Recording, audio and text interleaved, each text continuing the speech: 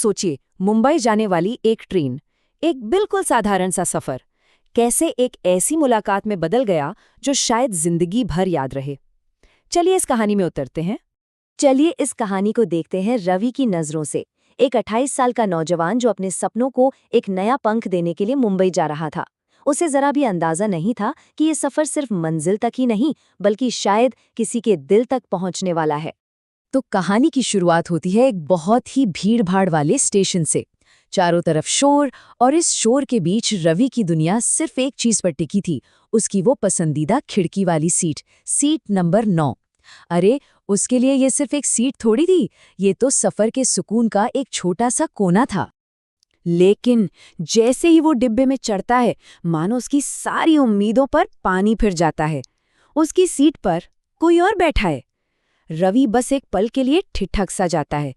क्या कहें, क्या करें, इसी उलझन में वो बस खामोश खड़ा रह जाता है। और यहाँ देखिए, कितना दिलचस्प है ये। एक तरफ रवि का मन है जो सवालों में उलझा हुआ है, और दूसरी तरफ है सिया का वो सहज स्वभाव जिसने बस एक छोटी सी मुस्कान के साथ उस खामोशी की दीवार को ही गिरा दिया। अब वो जो अजीब सी खामोशी थी ना दोनों के बीच, उसे एक बहुत ही छोटी सी चीज तोड़ देती है।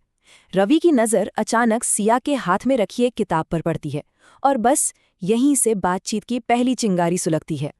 और वो किताब थी द एल्केमिस्ट, अपने सपनों की, अपनी राह की तलाश करने की एक कहानी।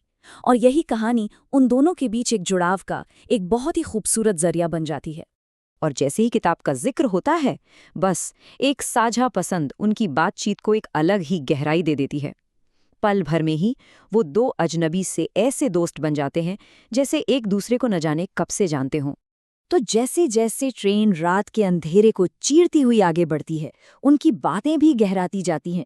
किताबों और संगीत से शुरू होकर करियर के सपनों और जिंदगी के फलसफों तक पहुंच जाती हैं। और फिर उन्हें एहसास होता है कि उनकी राहें भी कितनी मिलती जुलती हैं।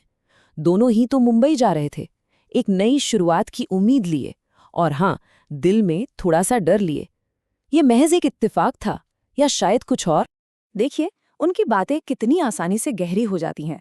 वो अपने इस सफ़र में ही जिंदगी का अक्स देख रहे थे। मतलब एक ऐसी ट्रेन जिसकी मंजिल तो तय है, पर उस पर सवार हम मुसाफिरों की नहीं। रात और गहरी होती है, और सिया एक ऐसा सवाल पूछती है जो उनकी बातचीत को दार्शनिक से बदलकर बहुत ही निजी बना देता है। और उस खामोशी में रवि का वो ईमानदार सा जवाब, हाँ, अभी यही पल। इसी एक तल में रवि को उस गहरे जुड़ाव का एहसास होता है जो वो महसूस कर रहा था। एक ऐसा पल जिसे वो हमेशा के लिए बस रोक लेना चाहता था। लेकिन रात तो हमेशा नहीं लेती है ना। सुबह होती है, और उसके साथ ही मंजिल के करीब आने का एहसास भी। अब कहानी में एक नया मोड़ आता है। रवि की आंख खुलती है और वो देखता है कि सिया खिड़की से बाहर उगते सूरज को देख रही है। सफर अब खत्म होने को था, और रवि बस चुपचाप उसे देखता रहता है, अपने ही ख्यालों में खोया हुआ। रवि का मन सवालों के एक समंदर में गोते लगा रहा था। क्या ये मुलाकात बस यहीं खत्म हो जाएगी? क्या ये सफर बस एक खूबसूरत याद बनकर रह जाएगा? वो ये सब पूछना चाहता था। उसके अंदर तो जैसे एक तूफान चल रहा था, पर बाहर पूरी खामोशी। वो कुछ कह नहीं पाया। उसने बस चुपचाप उसकी तरफ कॉफी का एक कप बढ़ा दिया। कभी कभी जो हम कह नहीं पाते वो हमारे छोटे छोटे काम कहे जाते हैं, है ना? और आखिरकार ट्रेन मुंबई सेंट्रल पर आकर रुकती है। उनका वो साझा सफर अब अपने अंत पर आ पहुंचता है। प्लेटफॉर्म पर एक बहुत ही झिझक भरी अधूरी सी विदाई होती है।